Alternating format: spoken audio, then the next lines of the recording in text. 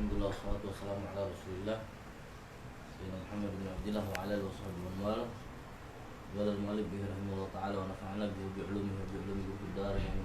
Qala al-hadits ar-rabi' wal 20 an Abi Dzar al-Ghifari radhiyallahu ta'ala anhu an Nabi sallallahu alaihi wasallam fima yarwihi 'anillahi tabaraka wa ta'ala anhu qala ya ibadi inni haramtu dzulma 'ala nafsi wa ja'altuhu bainakum muharraman fala tadhalamu. Ya ibadi kullukum dhalun illa man hadaituhu fastahduni ahdikum.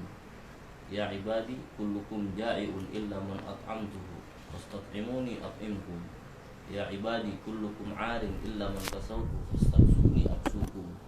Ya ibadi innakum tukhti'una bil-laili wan-nahar wa naghfiru dhunuba jami'an fastaghfiruni aghfir lakum.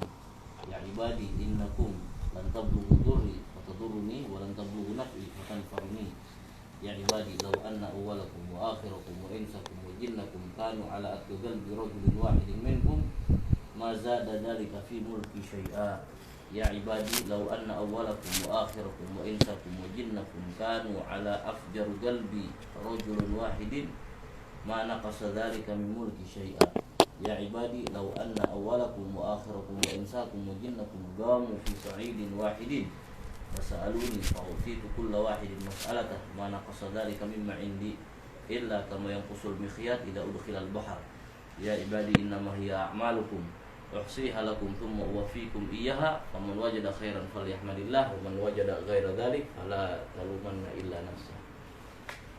Ini hadis ke Rawahu Muslim, hadis ke-24 ya, hadis paling panjang. Ini hadis yang paling panjang yang ada di Arba'in Nawawi ya, hadis kursi, hadis dari Allah Subhanahu wa taala. Dari Abu Dzar al-Ghifari radhiyallahu taala anhu, dari Nabi sallallahu alaihi wasallam fima yarwihi, dari Nabi SAW yang beliau dapatkan dari Allah Subhanahu wa taala, bahwasanya Allah Subhanahu wa taala berfirman, ya ibadi wahai hambaku, inni haramtu dzulma 'ala nafsi wa ja'altu bainakum muharraman fala tadzalamu. Wahai hambaku, sesungguhnya aku mengharamkan kezaliman atas diriku, kata Allah taala, dan aku jadikan kezaliman itu haram di antara kalian, fala tadzalamu. Maka jangan kalian saling mendolimi.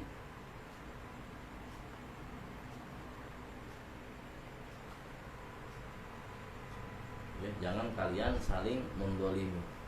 Nah, kita nggak terjemahkan semua dulu karena panjang gitu. Ini hadis dari Abi Dzar al-Ghifari radhiyallahu taala anhu. Kita udah bahas tentang siapa itu Sayyidina Abu Dzar al-Ghifari ya. Namanya Jundub bin Junadah. Jadi hadis dari Allah Subhanahu wa taala, namanya hadis kursi. Allah Subhanahu wa taala berfirman, wahai hambaku, ya kan? Hambaku ini semuanya ya, bukan manusia aja, termasuk jin juga dipanggil di sini gitu ya. Wahai hamba-hambaku, kata Allah taala, sesungguhnya aku ini mengharamkan kezaliman atas diriku sendiri, kata Allah taala.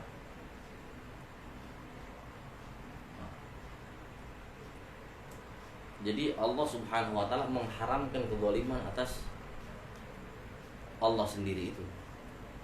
Jadi Allah nggak pernah zalim sama hamba-hambanya ya.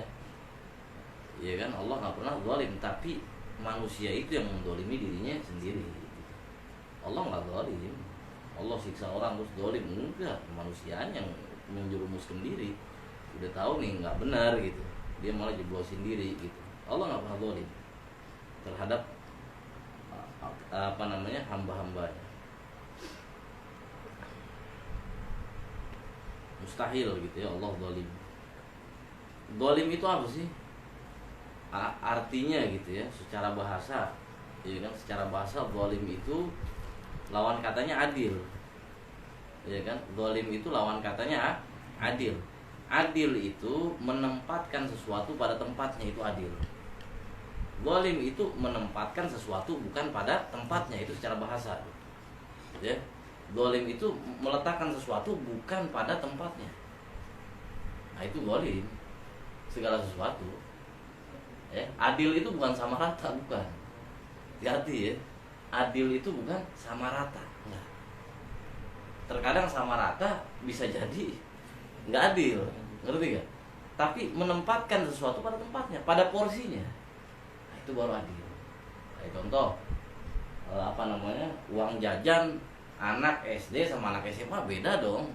Sama-sama anak kita nih ceritanya, iya kan? Sama-sama anak kita. Satu anak SD kita kasih 5.000, anak SMA kita kasih 5.000, ya nggak adil dong namanya. Kalau bilang sama rata kan, nggak boleh beda-bedain anak, nggak bisa. Kebutuhan anak SMA beda, ongkosnya aja mungkin berapa ya gitu ya kan.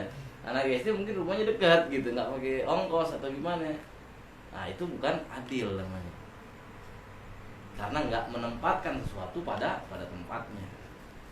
Jadi adil itu menempatkan sesuatu pada, sebaliknya zalim itu, nah itu tadi lawan katanya adil.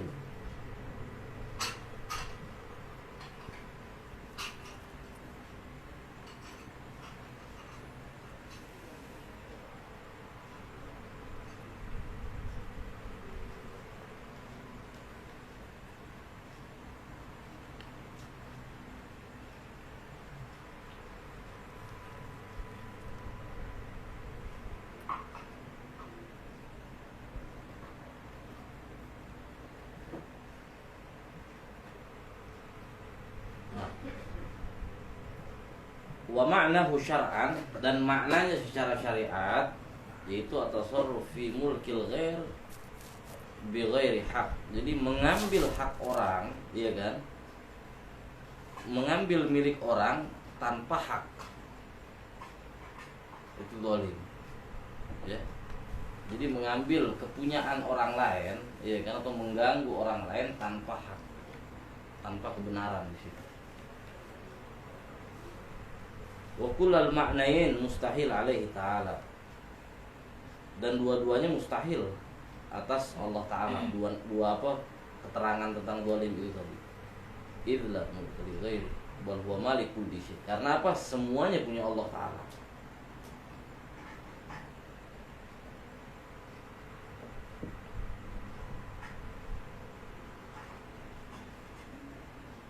Qala Allah Azza wa Jalla, innallaha la yuzlimun nas syai'a. Sesungguhnya Allah tidak berbuat zalim kepada manusia walaupun satu hal itu enggak pernah.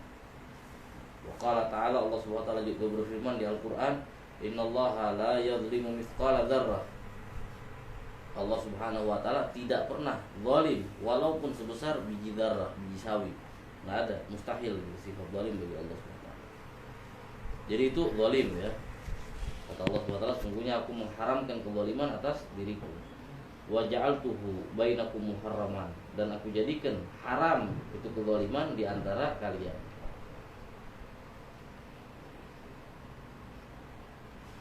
Jadi Allah SWT mengharamkan atas kalian, ya kan, dan melarang kalian untuk berbuat zalim karena keburukan daripada zalim itu tadi. Dan zalim itu mengganggu orang lain gitu kan. Karena bahayanya gangguan itu tadi buat orang-orang gitu, maka Allah Subhanahu wa taala haramkan kezaliman atas seluruh hamba-hambanya.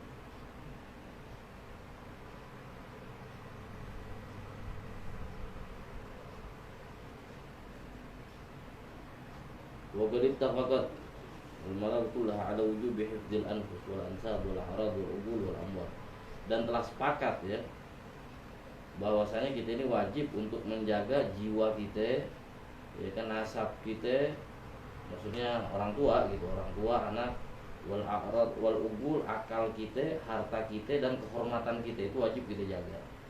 Wa dzulm yaga fi hadhi wa ba'dahu wa alahu asyir. Dan kezaliman itu terjadi kepada yang tadi itu yang kita jaga tuh, ya kan. Boleh jadi kita mendolimi harta orang, ya kan, urusannya harta. Boleh jadi kita mendolimi tentang kehormatan orang, ya kan. Boleh jadi kita mendolimi keluarganya orang, ya kan. Nah itu zalim tuh kalau kena di semua itu gitu, ya kan. Atau jiwanya orang, badannya, semuanya itu zalim, ya. Dan paling besar kezaliman itu syirik kepada Allah. Kata Allah SWT di dalam Al-Quran, inna syirka la zulmun azim. Sesungguhnya syirik itu kezaliman yang amat besar. Zalim kepada siapa? Iya, kepada diri sendiri, ngerti nggak? Jadi zalim itu bukan hanya orang lain, bukan kepada orang lain aja bukan, tapi kepada diri sendiri juga kita bisa berbuat zalim. Iya kan? Kita kepada diri sendiri bisa berbuat zalim. Nggak mesti orang lain gitu zalimin. Iya kan? Kita nggak menunaikan hak-hak kita punya badan, zalim kita punya sama kita punya badan. Ngerti nggak? Lidah kita nggak bisa kita jaga, iya kan? Sehingga apa? Cilaka seluruh tubuh nih, gara-gara lidah, zalim gitu. Sama kita punya badan. Syirik itu zalim yang sangat besar. Kenapa? Ya udah selesai gitu nih orang. Istilahnya, dia menyebutkan Allah dosa yang paling besar. Berarti dia udah menjerumuskan dirinya ke dalam kesalahan yang paling besar. Itu zalim yang paling besar. Jadi zalim itu bukan buat orang lain aja ya, buat diri sendiri juga itu bisa dibilang zalim.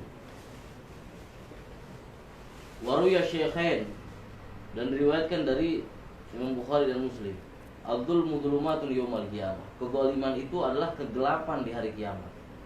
Waruya innallaha la yumli lidzalim hatta idza akhadahu lam yaflitu. Waruya Muslim, atadruna manil muflis?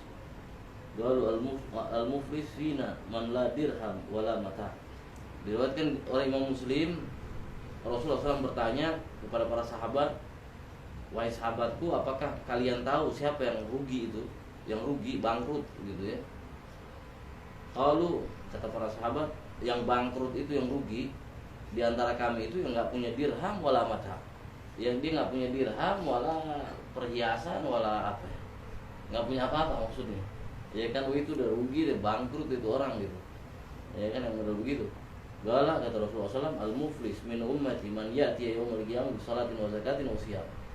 Wa ya'ti wa qad syatama hadha wa qadhafa hadha wa akala mala hadha wa safaka dam hadha wa daraba hadha fa yu'ti hadha min hasanati.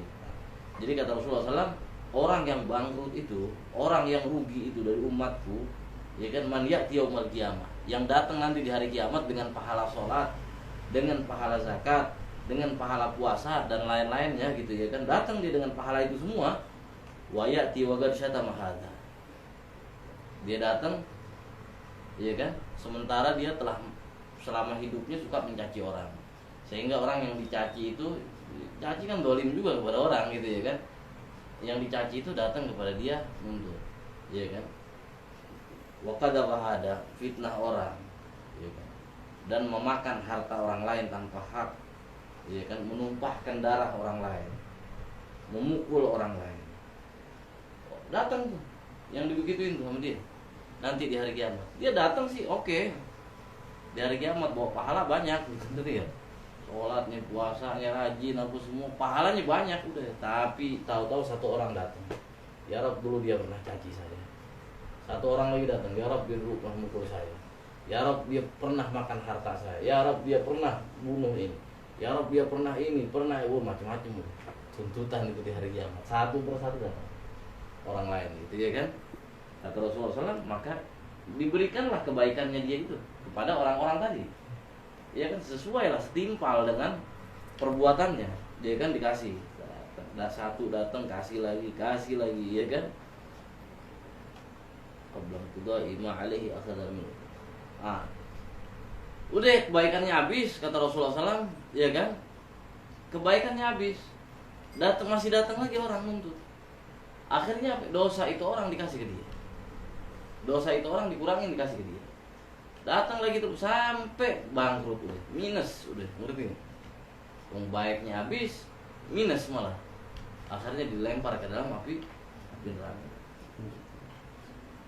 Ya, itu yang bangkrut kata Rasulullah SAW, karena zalim semasa hidupnya.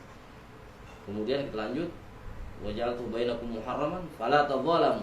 Maka kata Allah Ta'ala, janganlah kalian berbuat zalim.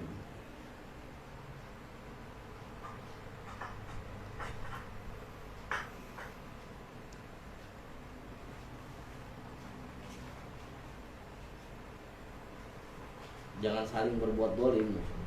Inna Allah Ta'ala yaqsulul mazlum min adh-dhalim bi ghadri.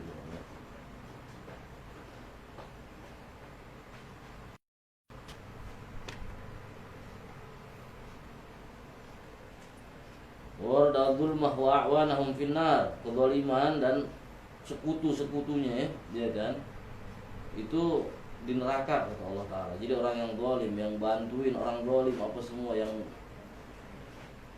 berperan lah di situ, itu di neraka kata Allah Ta'ala. Urida yunadi munadi yaumul qiyamah. Ada seruan di hari kiamat nanti, ya kan, aina dzulmah wa asya'il dzulmah. Mana orang-orang zalim, ya kan, dan para pengikut orang-orang zalim.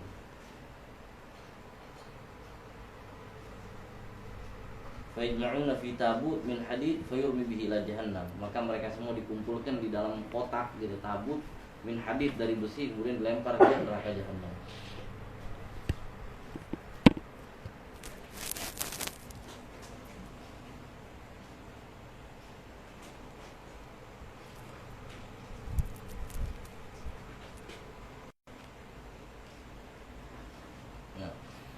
Por zaman masyama' madlum, ya kan, kata Rasulullah SAW sabdakan, barang siapa yang berjalan bersama orang yang terzolimi, ya kan, dan dia menolong orang yang terzolimi itu tadi, yang terzolimi ya, dia menolong orang yang terzolimi itu tadi, maka Allah Subhanahu wa Ta'ala akan tetapkan kakinya nanti di Shiratal Mustaqim.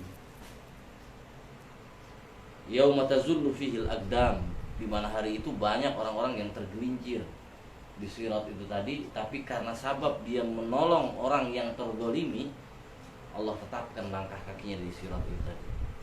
Sebaliknya, barang siapa, ya kan, berjalan bersama orang zalim, kemudian dia membantunya, membantu kezalimannya, maka Allah gelincirkan kakinya nanti di Shiratal Mustaqim.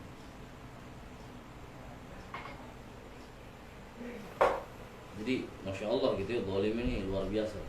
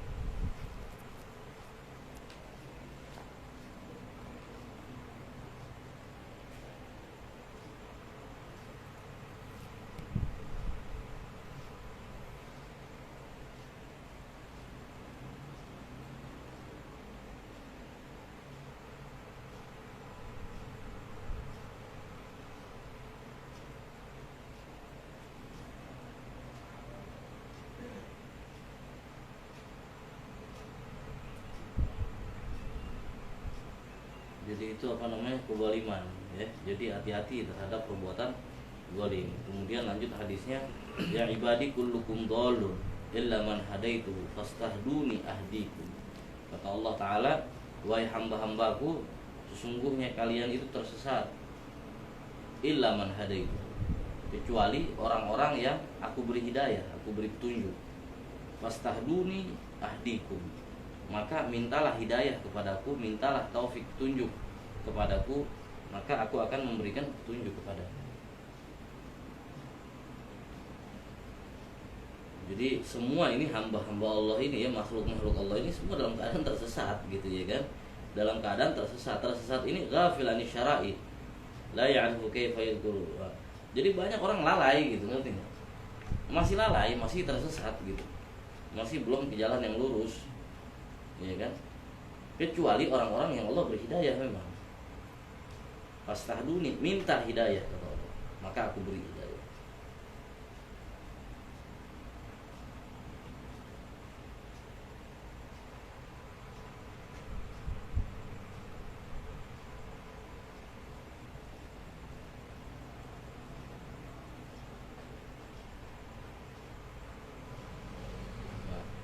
Jadi minta ya, jangan kita ngerasa kita udah dapat hidayah. Terus minta kepada Allah Subhanahu wa taala itu hidayah gitu ya. Jangan sekali-kali ngerasa kita ini udah diberi jalan yang benar oleh Allah taala, ya kan, udah diberi petunjuk, udah tenang-tenang aja enggak. Terus minta hidayah kepada Allah Subhanahu wa taala. Karena wal hikmah fi talabi su'alil hidayah, dan hikmah daripada kita minta hidayah kepada Allah Subhanahu wa taala itu apa? Idharul iftigar ilaih. Itu menunjukkan kita ini lemah gitu, ngerti gak? Kita ini miskin, kita ini nggak bisa apa-apa di hadapan Allah, ngerti gak? Itu menunjukkan itu. Kita terus minta hidayah walaupun kita udah benar, mungkin keseharian kita udah benar, udah rapih gitu ya kan, di jalan Allah Taala gitu, tetap kita minta hidayah, menunjukkan kita ini lemah. Kita bukan apa-apa kalau Allah nggak bikin begitu, ngerti gak? Kalau bukan karena Allah, maka terus minta tuh untuk menunjukkan bahwa kita ini lemah. Kita nggak bisa, iya kan? Kita juga takut. Siapa tahu di akhir nanti digelincirkan oleh Allah Taala. Oke, kita sekarang benar, tapi di akhir kita nggak tahu, gitu ya kan? Terus minta. Itu menunjukkan kelemahan kita di situ, kebutuhan kita di situ, bahwa kita benar-benar butuh hidayah dari Allah Taala. Dijaga ini hidayah dari Allah Taala, ya kan? Itu hikmah daripada meminta hidayah kepada Allah Subhanahu wa Taala. Wal isy'ar bi annahu law hadahum qabla su'al rubbama qalu inna ma utinahu ala ilmin indana. Karena takut gitu. Kalau kita nggak minta hidayah kepada Allah Subhanahu wa taala, iya kan? Kita nggak pernah minta hidayah kepada Allah taala, takutnya kita ngerasa, iya kan? Itu hidayah, kita hidayah ini dapat hidayah nih, ya kan? Dapat petunjuk ini dari ilmu kita. Ngerti ya? Bukan dari Allah taala. Iya kan? Oh, kita bisa begini, bisa begini. Oh, anak orang berilmu, ngerti ya? Anak baca di Quran begini, di hadis begini, di kitab ini begini. Nah, ini kan itu justru yang mencelakakan dia. Dia tergelincir udah itu yang begitu, ngerti gak? Dia bisa benar, dia bisa lempeng, itu karena Allah Ta'ala, karena petunjuk dari Allah. Nggak ada yang lain. Orang yang punya ilmu banyak. Orang yang punya ilmu banyak, yang lebih pintar dari itu banyak. Istilahnya, iya kan? Iblis lebih pintar dari itu. Nggak ada apa-apanya, orang pintar sekarang sama iblis, jauh. Nggak ada apa-apanya gitu. Ngerti gak? Yang bedain apa? Hidayah dari Allah, petunjuk dari Allah. Itu kebenaran itu dari Allah Ta'ala. Jadi khawatir gitu, kalau kita nggak pernah minta petunjuk dari Allah, nah itu khawatir. Kita ngerasa bahwa kita benar ini karena ilmu kita. Sebagaimana iblis laknatullah tadi, ya kan? Oh, jauh gitu, kita sama iblis jauh. Nggak ada seujung bukunya. Ngerti nggak ada seujung bukunya. Nanti mau tanya ilmu apa mah iblis ada, iblis punya. Nanti mau main banyak-banyakan ibadah, iblis lebih banyak ibadah daripada itu. Sampai diriwayatkan tidak ada satu jengkal pun tempat di muka bumi ini kecuali iblis pernah sujud di situ. Kecuali iblis pernah sujud di tempat itu. Kurang apa coba? Ngerti? Tuh, jauh gitu ya gitu. Tapi itu kembali lagi karena apa? Petunjuk dari Allah. Bukan pintar-pintaran, bukan ahli-ahlian, bukan. Ngerti ya? Bukan ahli-ahlian kita ini, bukan. Petunjuk dari Allah. Iya kan? Jadi baik-baik terus minta. Itu minta. Dan ingat, harus sadari gitu. Harus sadari. Makanya kan anak kalau apa namanya, kalau ceramah atau apa gitu kan, mas selalu ingat itu. Nikmat hidayah dan petunjuk dari Allah itu nikmat buat kita. Harus kita ingat itu. Iya kan? Biar apa? Allah tambah lagi, Allah jaga gitu. Jangan sampai lupa tuh gitu ya. Bahwa petunjuk itu dari Allah Ta'ala.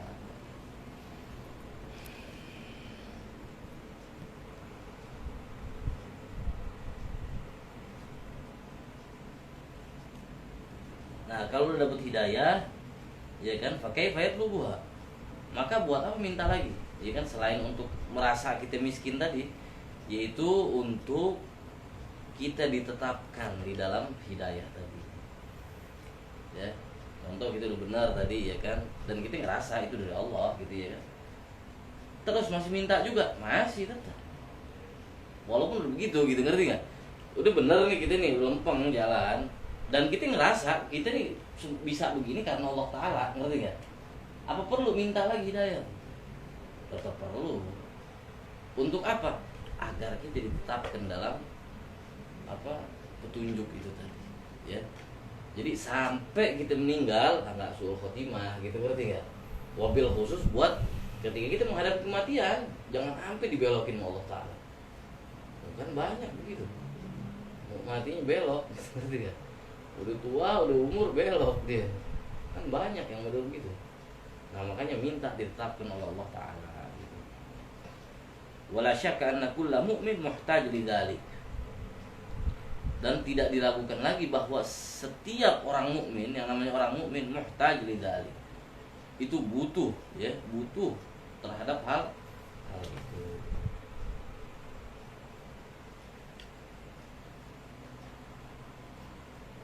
Wallahu taala alam bisawab.